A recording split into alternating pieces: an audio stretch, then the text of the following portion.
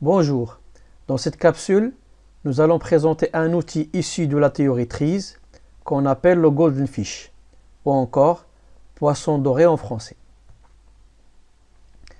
En général, un problème inventif est habituellement difficile à résoudre car sa description initiale peut inclure plusieurs sous-problèmes. Bien que ceci soit caché, l'analyste doit savoir quels types de problèmes sont présents dans cette description. L'opérateur du poisson doré donne la possibilité de définir un problème en détail lors de l'analyse de la situation initiale. Il permet notamment d'extraire la partie incroyable de toute situation paraissant tenir du fantastique. L'objectif principal de l'opérateur du poisson doré est de diviser pas à pas une situation inconcevable en deux parties réelles, notées R, et fantastiques, notées F, jusqu'à ce que celle-ci ne puisse plus être divisée. L'équation se répète jusqu'à ce que Fn soit indivisible et si petit qu'il sera appelé grain fantastique. Celui-ci représente le plus petit élément qui semble incroyable. Il représente dans ce sens la situation problématique détaillée. La technique du poisson doré, ou comment vaincre l'impossible, tire son nom du conte Le petit poisson d'or d'Alexandre Pouchkine, qui raconte l'histoire d'un vieux pêcheur qui a pêché à la Seine un petit poisson d'or. Mais ce poisson lui a dit par une voix humaine « Si vous me libérez, je remplirai votre souhait. » Le vieil homme a été surpris et a libéré le poisson d'or sans aucune demande. Où se situe le réel et le fantastique dans ce conte? Analysons la situation petit à petit.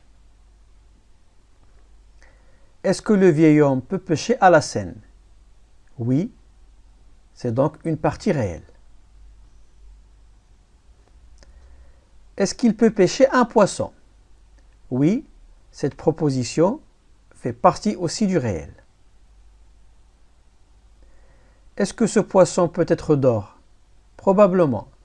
Il y a ici une partie réelle et une partie fantastique. On sait déjà qu'il existe des poissons dorés. Est-ce que ce poisson peut utiliser la voix humaine? Non. On sait que les poissons peuvent émettre du son, mais ils ne peuvent pas utiliser une voix humaine.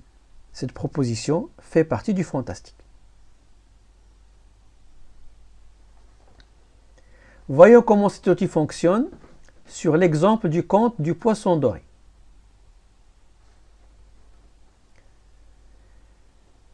Le vieil homme pourrait-il pêcher à la Seine? Oui, il pourrait. Donc cette partie est réelle. Nous enlevons cette partie et nous considérons la partie suivante. Un jour, le vieil homme attrapa un petit poisson d'or, mais ce poisson lui a dit par une voix humaine. Itération 2. Le vieil homme pourrait-il attraper un petit poisson d'or? Oui, il pourrait. Nous savons déjà qu'il existe des poissons dorés, donc c'est aussi réel. Il nous reste la proposition, mais ce poisson lui a dit par une voix humaine. Troisième itération. Est-ce que des poissons dorés pourraient parler au vieil homme par une voix? Oui, ils pourraient. Nous savons que certains poissons font des sons, donc cette partie est aussi réelle. Mais cette voix pourrait-elle être humaine? Non, cela ne pourrait pas. Donc, le grain fantastique de cette histoire est que la voix du poisson était humaine. Regardons comment utiliser le Golden Fish à travers cet exemple. Dans les salles bondées, salles d'attente d'un médecin par exemple, les gens ont besoin de s'asseoir.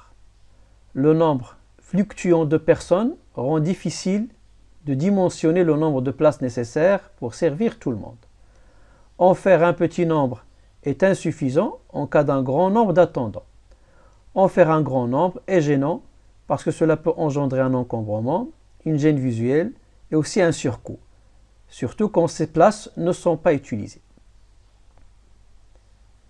Quel est le résultat idéal final que nous souhaitons avoir pour cette situation initiale? L'objet que nous cherchons doit permettre de s'asseoir sans occuper l'espace au sol, ni le voisinage, quand il n'est pas utilisé ou quand il est stocké.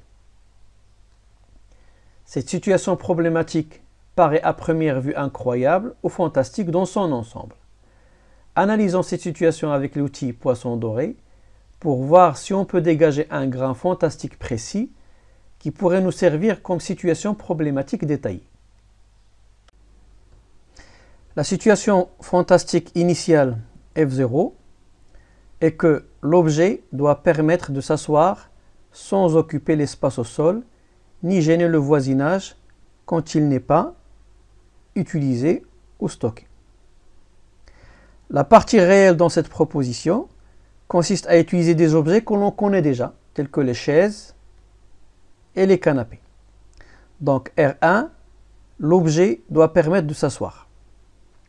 La partie fantastique qui subsiste est que l'objet ne doit pas occuper l'espace au sol ni gêner le voisinage quand il n'est pas utilisé. Alors dans la deuxième itération, on reprend à travers F1. L'objet ne doit pas occuper l'espace au sol ni gêner le voisinage quand il n'est pas utilisé. Alors la partie réelle dans cette proposition consiste à utiliser un objet que nous connaissons déjà, c'est la chaise pliable. Quand elle n'est pas utilisée, elle n'occupe pas d'espace au sol. Et la partie fantastique qui subsiste dans ce cas, F2, c'est que la chaise pliable ne doit pas occuper l'espace au sol, ni gêner le voisinage quand elle est en stockage seulement. Dans la troisième itération, on commence par la proposition F2. La chaise pliable ne doit pas occuper l'espace au sol ni gêner le voisinage quand elle est en stockage. Cette proposition se subdivise en une partie réelle et une partie fantastique également. R3 propose que la chaise pliable peut être accrochée au mur ou au plafond. Donc c'est une situation possible. Mais cette situation peut encombrer les murs et encombrer les plafonds. Et encore gêner le voisinage. Donc, la partie fantastique qui subsiste est que la chaise pliable ne doit pas gêner le voisinage quand elle est accrochée au mur ou au plafond. Donc, finalement, nous allons déduire le grain fantastique suivant.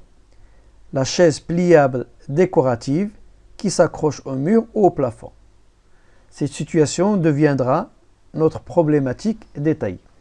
Pour comprendre l'intérêt de l'outil Golden Fish, il suffit de comparer la situation initiale et le grain fantastique obtenu ici. En guise de synthèse, l'outil Golden Fish ou poisson doré est très intéressant pour détecter avec précision où se trouve le problème ou encore quel est le problème concret à résoudre dans une situation problématique initiale confuse. Pour ce faire, cet outil utilise une approche itérative de séparation du problème initial, en partie dont la solution est connue, c'est la partie réelle, et en partie qui semble à première vue insoluble parce qu'on ne connaît pas encore de solution permettant de la résoudre, c'est la partie fantastique. Ceci prouve que cet outil est d'utilisation plutôt structurée. Merci pour votre attention.